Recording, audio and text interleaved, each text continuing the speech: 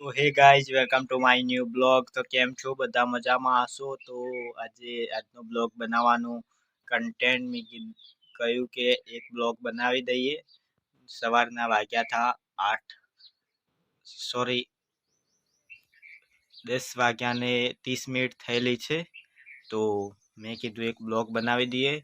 તો આજનું કામકાજ રહેલું છે. જે આગળનો બ્લોગ તમે જોયો હશે તો તમને ખબર હશે કે આ કામ શું છે. તો એ બ્લોગ તમે જરૂર જોજો. તો આજે તમને કહીશું કે શું કામ આપણે છે, તો તમને બતાવીશું. તો આ ઘરકામનું કામ ચાલે છે. તમને બતાવીએ પાછળનો વ્યૂ બેક કેમેરાથી. અને વિડીયો પસંદ આવે તો લાઈક, શેર અને સબસ્ક્રાઈબ કરવાનું ના ભૂલતા. તો આ તમે જોઈ શકો છો કે આપણું આજનું કામ છે. આ જે જીગરનો ખંડ હતો એમાંથી માટો બહાર કાઢવાનો. તમે જોઈ શકો છો કેટલો બધો જે માટો છે વધારે છે. આ તમે જો કમસે કમ તમને ખ્યાલ આવી જશે. તો તમે આગળનો બ્લોગ જોયો હશે તો આ ખંડમાં આપણે બ્લોગ ઉતાર્યો હતો ધૂળેટીના દિવસે. તો અહીંયાથી કામ કમ્પ્લીટ થઈ ગયું છે. અને આ બધો માટો અહીંયા નાખેલો છે, તમે જોઈ શકો છો. અને અહીંયાનું કામ કમ્પ્લીટ થઈ ગયું છે.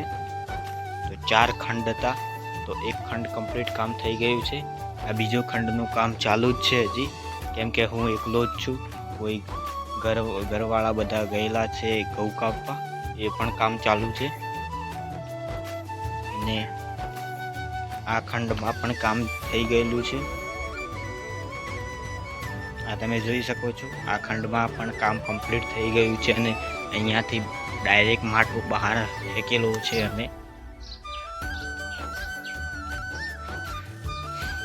અને આજુબાજુ ઘઉં કપાઈ ગયા છે અને કમ્પ્લીટ કામ થઈ ગયું છે. અને અહીંયા તમે જોઈ શકો છો કે બધા 4 ખંડમાંનો માટો અહીંયા નાખેલો છે. અને એક બાજુ ટ્રેક્ટરની ટ્રોલી પણ લગાવેલી છે, કેમ કે વધારાનો માટો ટ્રોલીમાં નખાય અને ટ્રોલી પછી જે ખાડા ખબોચિયા રસ્તામાં હોય ત્યાં નાખી દઈશું. આ ટ્રેક્ટર તમે લગાવેલું જોઈ શકો છો.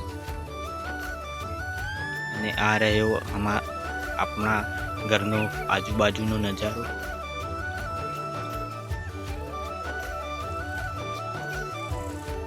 આ તમે જોઈ શકો છો ઉપર જે 3 ફૂટનું લેન્ટર સણવાનું હોય છે, એ પણ હવે તળિયું જે હોય છે ખંડનું, એ જે આવું હશે જે સિમેન્ટનું બનાવેલું, એ અહીંયા પણ નાખી દેવાનું છે. પછી ધાબાનું કામ ચાલુ કરવાનું છે. અને નાસ્તામાં બનાવી છે ખાલી મેગી નૂડલ્સ. આ તમે જોઈ શકો છો કે કેટલી સુંદર છે. તમને કોમેન્ટમાં કહેજો કે તમે મેગી ખાતા હો તો કોમેન્ટમાં જરૂર કહેજો. અને વિડીયો પસંદ આવે તો કોમેન્ટમાં જરૂર કહેજો.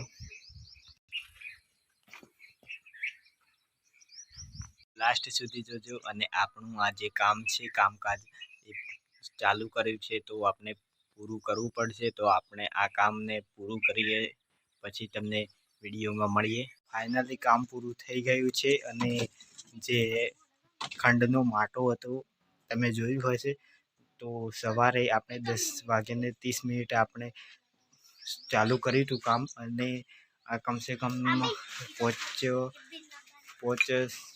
30 કે એટલી થઈ હશે.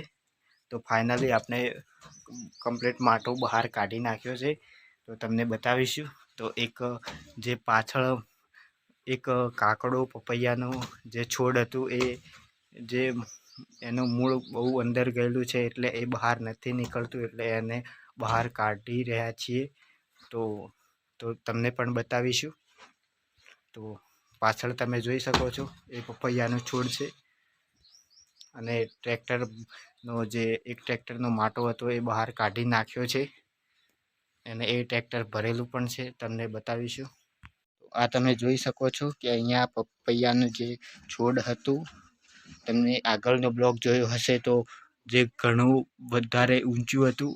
કમસે કમ આ અભરાટ છે એટલે ઊંચો પપૈયોનું છોડ હતું, અને એને આ કામ ચાલુ કરવા માટે એને કાપી નાખવામાં આવ્યું, કેમ કે ઘરની અંદર હતું એટલા માટે. આનું મૂળ તમે જોઈ શકો છો કેટલા જાડા છે આના મૂળ, અને લગભગ કેટલા સુધી ગયા હશે ખબર નહીં. અને તમે જોયું હશે કે કેટલો માટો હતો, એ બધો જ બહાર કાઢી લીધો છે. આ તમે જોઈ શકો છો. તો ફાઇનલી આપણું કામ હતું એ પૂરું થઈ ગયું છે. હવે બીજું કામ છે, આ જે પથ્થર ખરા એના ટુકડા કરીને એને ગોઠવી દઈશું. પછી એના ઉપર સિમેન્ટનું જે કંકર હોય એમ જે નાખી દેવાનું. આ બ્લોગને આટલે સુધી એન્ડ કરીશું અને મળીશું નવા બીજા બ્લોગમાં. અને આ બ્લોગ તમને પસંદ આવે તો કોમેન્ટમાં જરૂર કહેજો, અને કેવું બ્લોગ બનાવો એ પણ તમે કોમેન્ટમાં જરૂર કહેજો. અને મળીશું બીજા નવા બ્લોગમાં.